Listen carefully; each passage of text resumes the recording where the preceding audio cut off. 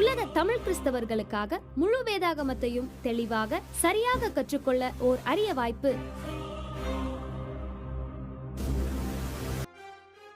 அகில உலக கிறிஸ்தவர்களுக்கான தொலைதூர ஓர்கல்வி திட்டம்.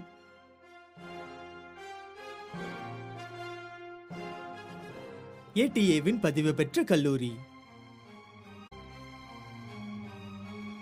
CTH Certification in Theology, BTH Bachelor in Theology, MDiv Master in Divinity, MTH Master in Theology.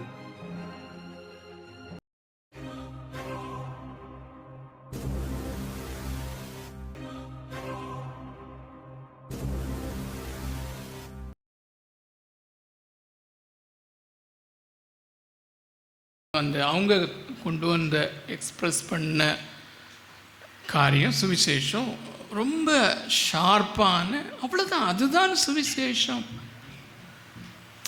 இப்போ பிரச்சனை என்னவென்றால், இது ஒன்றுதான் சுவிசேஷம், இது எவ்வளோ மேன்மையானது மகிமையானதுன்னு சொல்லி நான் எனது தனிப்பட்ட வாழ்க்கையிலே உணர்ந்திருக்கிறேன். தட் இஸ் ஈக்குவல் டு இந்த காரியம் என்னுடைய வாழ்க்கையில் எப்படிப்பட்ட நற்செய்தியாக இருந்தது, இருக்கிறது, இருக்க போகிறது. அதுதான்.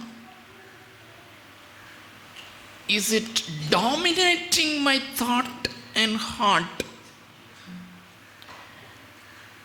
அப்படின்னா அவங்க ஒருத்தருடைய பிறப்பு அதெல்லாம் சொன்னாங்கல்ல, கிறிஸ்து சிலுவை.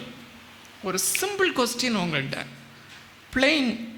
பிளெயினா நீங்கள் எல்லாருமே நிறைய செய்திகள் கேட்குறீங்க. யூடியூப் இப்போ மீடியா வேர்ல்டில் நம்ம இருக்கும்போது நிறைய வந்துட்டுருக்குது.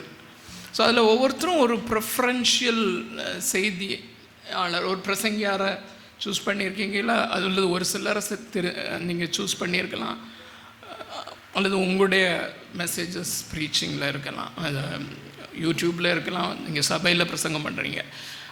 நல்ல கேள்வி, துல்லியமாக கேளுங்க என்னுடைய கேள்வியை. உங்களுடைய பிரசங்கங்கள் கடந்த ஒரு வருடத்தினுடைய, உங்களுடைய பிரசங்கம் ஒரு வருஷம் உள்ளதை நீங்கள் ரிவ்யூ பண்ணலாம் கண்டிப்பாக, இல்லையா?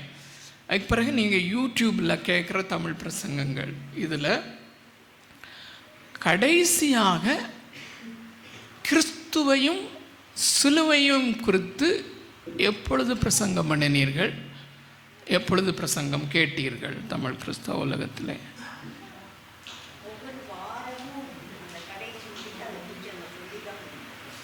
அதில் தான் எனக்கு பிரச்சனை இருக்கு.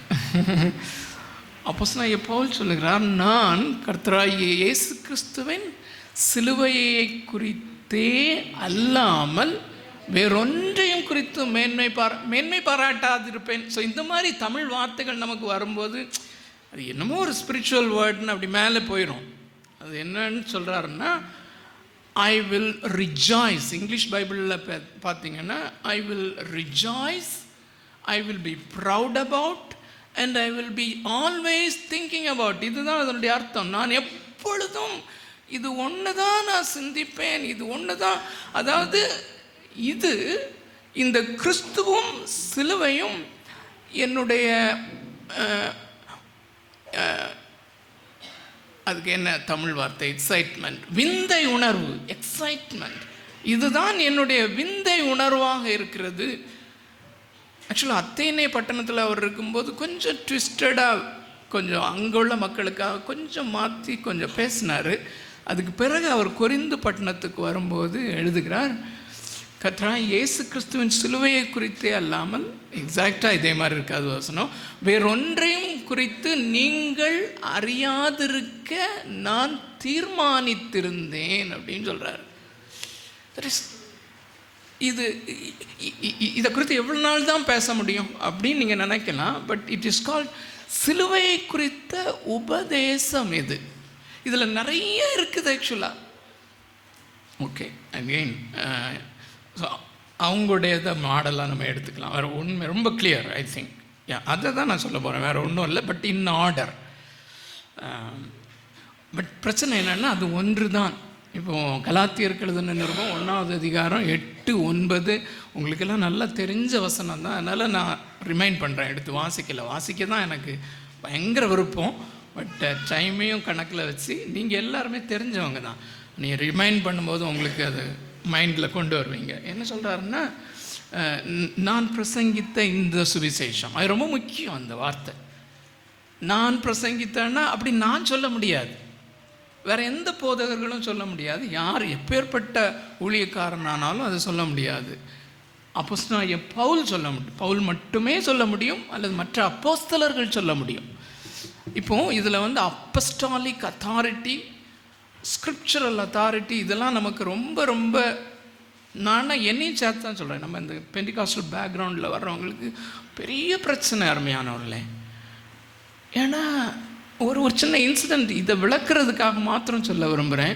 பெங்களூரில் இதே மாதிரி இல்லை, ஒரு சின்ன சர்ச்சில் நான் பேசிட்டு அதுக்கு பிறகு கொஞ்சம் யங் பீப்புளோட பேசிகிட்டு இருந்தேன். இங்கே நிறைய யங் பீப்புள் இருக்கனால எனக்கு ரொம்ப சந்தோஷம். ப்ளீஸ் திங்க், ரொம்ப மிக காலை தொட்டு கூட நான் சொல்லுவேன், ப்ளீஸ் திங்க் ஹார்ட். ஸோ அவங்ககிட்ட பேசிகிட்டு இருக்கும்போது ஒரு தங்கச்சி சொன்னால், அங்கிள் எங்களுடைய சர்ச் பாஸ்டர் என்ன சொல்கிறாருன்னா, வேதாகமம் எழுதப்பட்டது பழைய காலத்தில், அது இது ஒரு பெண்டிகாஸ்டல் சர்ச், அது நீங்கள் கிறிஸ்தவ வாழ்க்கையில் என்டர் பண்ணும்போது உங்களுக்கு தேவை, அதுக்கு பிறகு உங்களுடைய வாழ்க்கையை குறித்து கடவுள் என்ன சொல்ல விரும்புகிறாரோ அதை ஊழியக்காரர்களாகி எங்களுக்கு, போதகர்களாகி எங்களுக்கு சொல்லுகிறார், நாங்கள் அதை சொல்லுகிறோம் என்று. இந்த ஒரு பாயிண்டில் நான் சொன்னேன், குவிட் த சர்ச், அது அந்த சர்ச்சை விட்டுருங்க, அந்த சர்ச்சே கிடையாது, அது இட் இஸ் நாட். இது வேத வசனத்தை ஆதாரமாக கொண்டு நிற்காத சபைகள், அத்தாரிட்டி மிக முக்கியமான காரியம். ஸோ கலாத்தியர் 1:8-9 அப்போஸ்டலிக் அத்தாரிட்டியை சொல்கிறதுக்காக நான் சொன்னேன். அது இது இன்னொரு இடத்துல சொன்னார், ஒருத்தர் சொன்னார், அது ரோமரில் ஒரு வசனத்தை நான் எடுக்கும்போது அது பவுல் தானே சொன்னார், இயேசு சொல்லலைல்ல. This is wrong. இயேசு கடைசியாக யோவான் 13:14 வரும்போது சீஷர்களுக்கு சொல்கிறாரு, நான் இன்னும் உங்களுக்கு, நல்லா கவனிங்க, இது நான் இன்னும் உங்களுக்கு சொல்ல வேண்டிய அநேக காரியங்கள் உண்டு, ஆனால் இப்பொழுது தாங்க மாட்டீர்கள், நான் போன பிறகு பரிசுத்த ஆவியானவர் அவைகளை உங்களுக்கு சொல்லுவார்னு சொல்கிறார்ல. எதை சொல்கிறாரு அப்போஸ்தலர்களுக்கு? என்ன சொல்கிறாருன்னா, நான் மரித்து பரமேறி போயிடுவேன், என்னுடைய வேலையை முடித்து விட்டு போயிடுவேன்,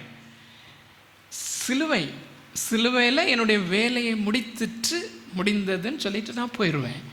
ஆனால் வாட் தட் கிராஸ் மீன்ஸ், அந்த சிலுவையினுடைய அர்த்தம் என்ன அப்படிங்கிறத நான் சரீர பிரகாரமாக இங்கே உட்காந்து சொல்லிகிட்டு இருக்க முடியாது.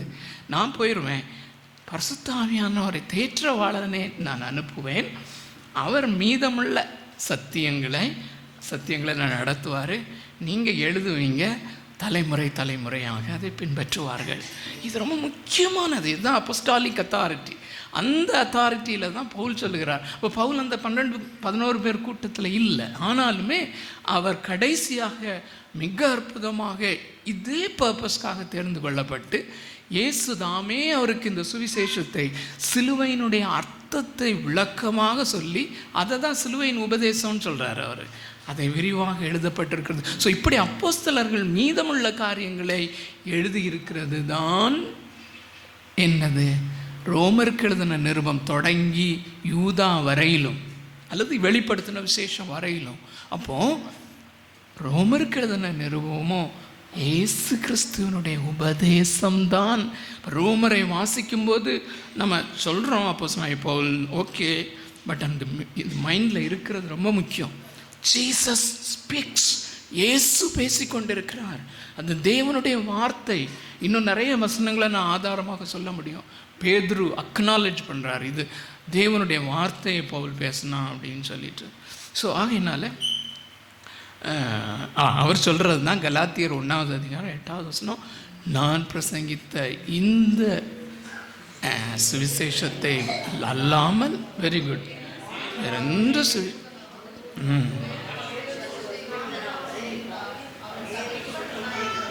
ஸோ அருமையானவர்களே, இது உங்களுக்கு நல்லா தெரியும். சபிக்கப்பட்டவன்னா சும்மா இந்த உலகத்தில் தரித்திரனாக இருப்பான் என்பது அர்த்தம் அல்ல.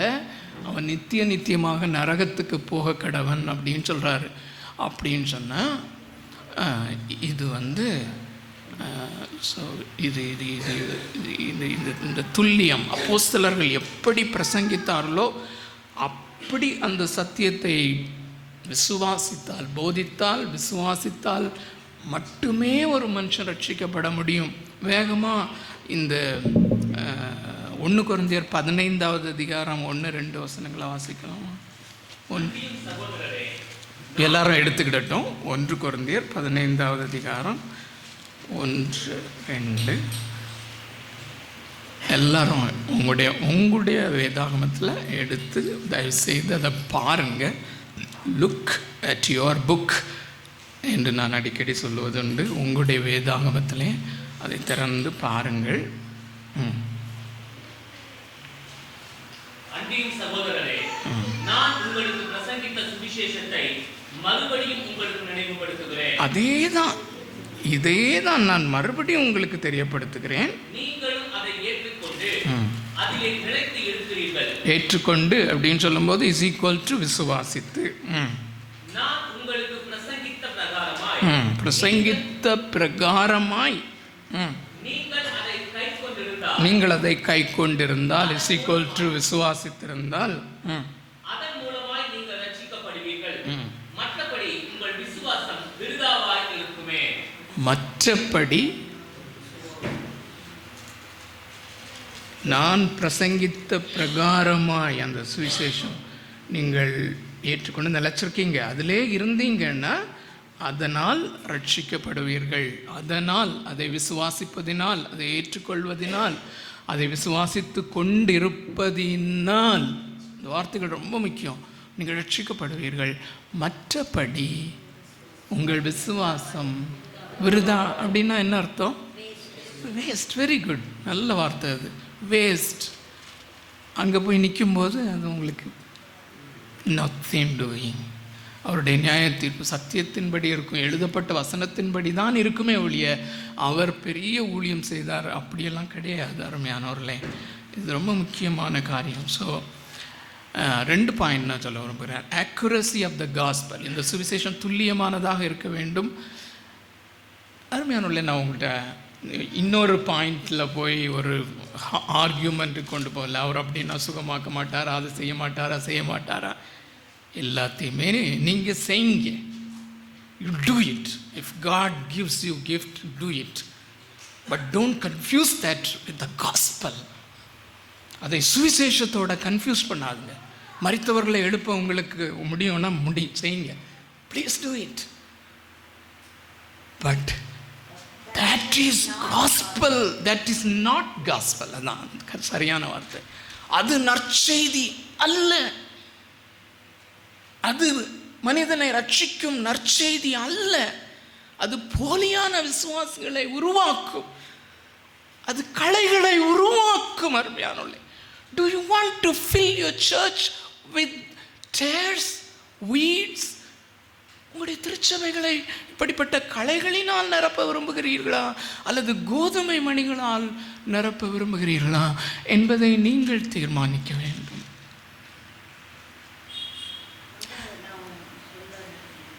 சொல்லுங்க.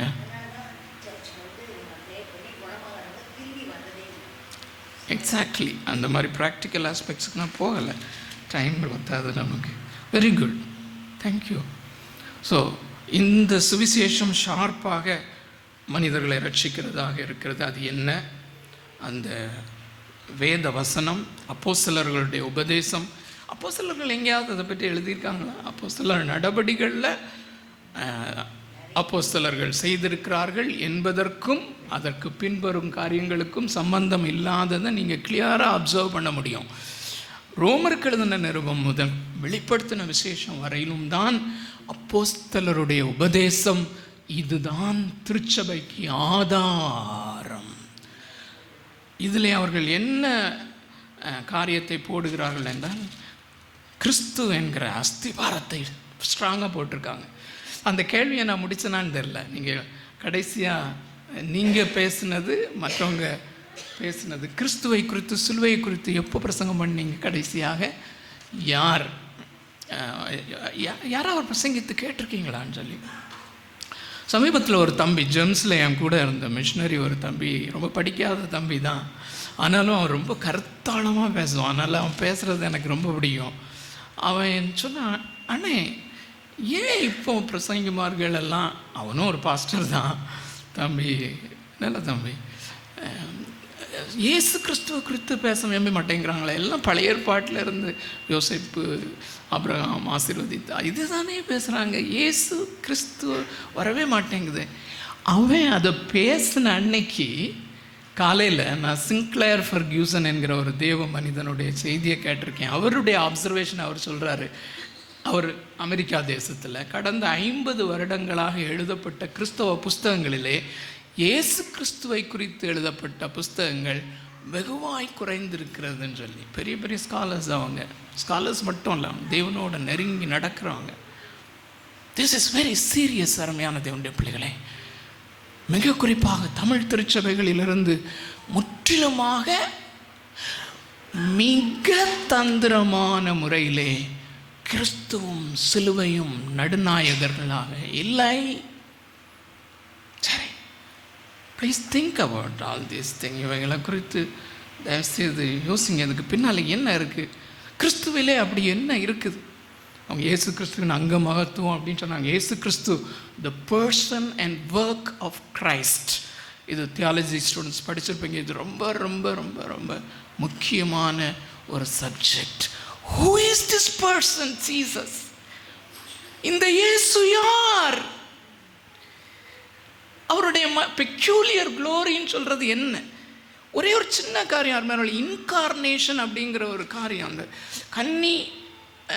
கன்னியின் வயிற்றிலே உருவாகுதல், அது இங்கிலீஷில் தியலாஜிக்கலாக அழகாக இன்கார்னேஷன் ஒரே வார்த்தையில் சொல்லலாம். அந்த ஒரு வார்த்தையை குறித்து மாத்திரம் அந்த நாட்களிலே வாழ்ந்த அத்தனேஷியஸ் என்கிற தேவ மனிதன் வால்யூம்ஸ் அண்ட் வால்யூம்ஸ் எழுதியிருக்கிறார். ஏன்னா அந்த கிறிஸ்மஸ் டைமில் நான் அவர் எழுதின ஒரு சில கொட்டேஷன்ஸ் மாத்திரம் வச்சு பார்க்கும்போது அந்த கொட்டேஷன்ஸே போதும் எனக்கு போன கிறிஸ்மஸில். அப்படி இயேசு கிறிஸ்துவனுடைய அந்த இன்கார்னேஷனுடைய க்ளோரி, மகிமை எப்படி இருக்குது, மைண்ட் பாக்லிங். அருமையானோர்களே, நமக்கு அதெல்லாம் ஒரு பொருட்டே இல்லை. ஏன்? Please think. நம்ம ரொம்ப சைட்லைன் பண்ணிட்டோம். அது சாதாரணமான சிம்டம் கிடையாது சர்ச்சுக்கு. இட் இஸ் லைக் கேன்சரை காட்டிலும் ரொம்ப கொடிதானது. கிறிஸ்துவையும் சிலுவையும் ரொம்ப தந்திரமாக சாத்தான் சைடில் தள்ளிட்டான் பார்த்தீங்களா? இது ரொம்ப சாதாரணமான காரியமாக நினைக்காதிருங்கள். யூ ஹவ் ஸ்பாயில்டு, நீங்கள் இல்லை, தே ஹவ் ஸ்பாயில்டு ஜெனரேஷன்ஸ். இந்த சுவிசேஷத்தை துல்லியமாக நான் கொண்டு வரும்போது தமிமார் யங் பீப்புள் சொல்கிற காரியம், அங்கிள் நீங்கள் சொல்கிறீங்க, எங்களுடைய பிள்ளைகளுடைய நிலைமை என்ன? நாங்களே எப்படி இருக்கும்போது எங்களுடைய பிள்ளைகள் இந்த சுவிசேஷத்தை தெரியாமல் நெக்ஸ்ட் ஜெனரேஷன் வில் பி, அதுதான் ஒன்றுமே இருக்காது. இப்போ என்னதான் செஞ்சுட்டாங்கன்னு கேட்குறீங்களா? நீங்கள் என்ன நடந்திருக்குன்னு உங்களுக்கு தெரியுமா? நடந்தது அல்டிமேட்டாக நான் சொல்வேனே, ஆனால் கிறிஸ்துவை மகிமைப்படுத்தாமல் மனிதனை மகிமைப்படுத்துகிறார்கள் அல்லது தங்களை மகிமைப்படுத்துகிறார்கள். இந்த வேற சுவிசேஷங்களை சொல்வதனால், வேறையும் சொல்கிறோன்னு சொல்கிறீங்க இல்லையா, அவைகளை சொல்லி சொல்லி வந்ததினாலே மனிதர்களை ஆராதிக்கிறவர்களாக தந்திரமாக மாறிட்டோம். We are not worshiping Christ, we are worshiping ourselves. It is an idol worship. தெரியாமலே வந்துருச்சு. பக்க வழியாயின்னு யூதா பயன்படுத்துகிறார்ல, அதுதான் அது. எங்கேயோ எப்போதோ வந்தது. ஓகே, அகெயின் பாயிண்ட்டுக்கு மாத்திரம் வரும். பட் ஆனால் உங்களுக்கு தெரிஞ்சிருக்கு, அதனால நான் ரொம்ப சொல்ல வேண்டிய இருக்காது. என்னுடைய ஆசை என்னவாக இருந்துச்சுன்னா அந்த குறிப்பை சொல்லி அந்த வசனங்களை நேரடியாக வாசித்து காண்பிக்க வேண்டும். அந்த வசனத்தினுடைய மகிமை என்ன, மேன்மை என்ன அப்படின்னு சொல்லி. ஸோ இப்போ நேராக நம்ம போயிடலாம். ரோமருக்கு எழுதின நிருபத்தை எடுத்துக்கலாம். இப்போது இனி எஞ்சியுள்ள பகுதியில் என்னுடைய மோஸ்ட் ஆஃப் த திங்ஸ் ரோமருக்கு எழுதின நிருபம் அது என்னதுன்னு நீங்கள் தெரிஞ்சிட்டீங்க.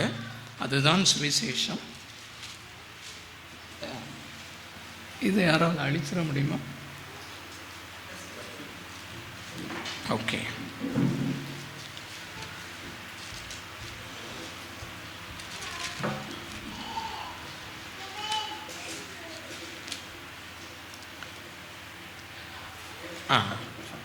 இனிமேலாகிலும் என் வார்த்தைகளை சுருக்கணும். அவங்க சொன்ன காரியம்தான், அது உங்களுக்கு எல்லாருக்கும் தெரிஞ்சது தான். இந்த ரோமருக்கு எழுதின நிருபம் அப்படிங்கிறதுல இந்த சுவிசேஷத்தை நல்லா கவனிங்க. கொஞ்சம் வார்த்தைகளில் நான் சுருக்கிறதுனால ஒவ்வொரு வார்த்தையும் ரொம்ப முக்கியம். தேங்க்ஸ் தம்பி. இங்கே ஒரு ஓரமாக ஓகே, தேங்க்யூ.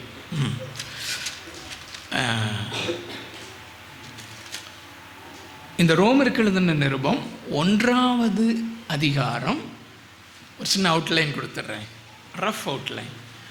1வது அதிகாரம் 1 to 17 வரையிலும். இப்போ உங்களுக்கு இப்படித்தான் வேதாகமத்தை படிக்க வேண்டும் அப்படிங்கிறதையும் நான் சொல்லிடுறேன். இப்படித்தான் படிக்க வேண்டும், இப்படித்தான் பிரசங்கிக்கப்பட வேண்டும். இல்லைன்னா நம்ம அர்த்தம் மாற்றி சொல்லிடுவோம். நான் அப்பப்போ இந்த தமிழ் பிரசங்கிமாருடைய ஷார்ட்ஸ் பார்ப்பேன். எனக்கு அதில் இந்த சுவிசேஷத்தை இன்னும் ஷார்ப்பன் பண்ணுறதுக்கு உதவியாக இருக்கும். ரோமர்லேருந்து ஒரு வசனத்தை எடுக்கிறார் ஒரு பிரபல ஊழியர், தவறான அர்த்தத்தை கொண்டு வருகிறார். ரொம்ப கிளியராக, ரொம்ப கான்ஃபிடெண்ட்டாக கொண்டு வர்றாரு. ரொம்ப ஆச்சரியமாக இருந்து எவ்வளோ கான்ஃபிடெண்ட்டாக கொண்டு வர்றாரு. நம்ம ஒரு வார்த்தைக்கு அர்த்தத்தை கண்டுபிடிக்கிறதுக்கு இன்னொன்று சொல்கிறேன், இந்த வார்த்தை வேதாகமத்தின் வார்த்தைக்கு அர்த்தத்தை நீங்கள் டிக்ஷனரியில் தேடக்கூடாது, அந்த கான்டெக்ஸ்ட்டுக்கு தான் போகணும். வேதாகம கல்லூரி மாணவர்களுக்கு அந்த கான்டெக்ஸ்டோட முக்கியம். சந்தர்ப்பம் தெரிஞ்சிருக்கும்னு நினைக்கிறேன். சந்தர்ப்பத்தில் தான் இருக்கும். ஏன்னா உதாரணமாக விசுவாசம் அப்படின்னு ஒரு வார்த்தை ரொம்ப ரொம்ப கிறிஸ்தவத்துக்கு முக்கியம்னு உங்களுக்கு தெரியும்.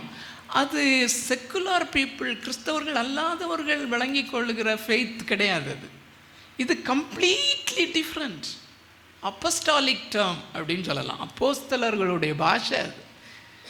பவுல் மேலே போய் கேட்டார்ல, அந்த அந்த அந்த அந்த வார்த்தைகளை சொல்ல முடியாமல் திக்கு முக்காடி அவங்க வார்த்தைகளை எழுதியிருக்காங்க. அதனால் அந்த அர்த்தத்தை அந்த நிருபத்தில் பர்டிகுலர் புக்கில் போய் தான் நீங்கள் கண்டுபிடிக்க முடியும் அப்படிங்கிறது ஒன்று.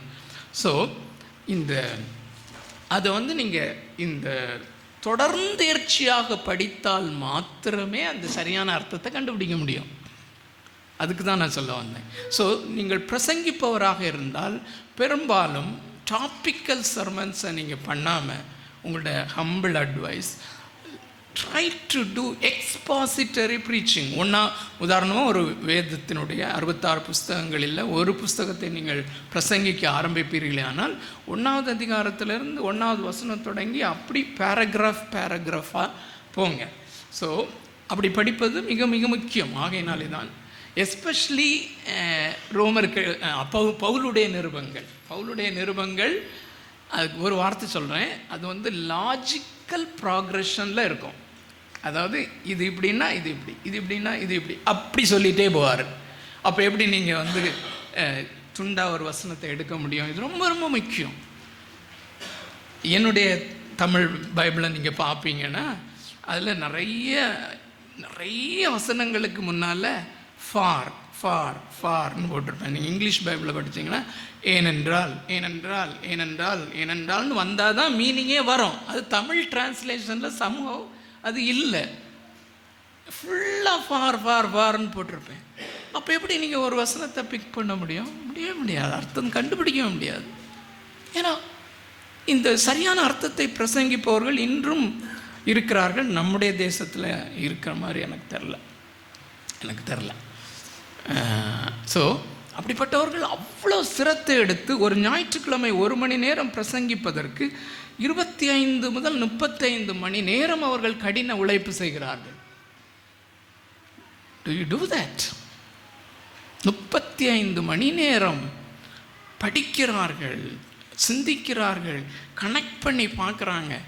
They work hard.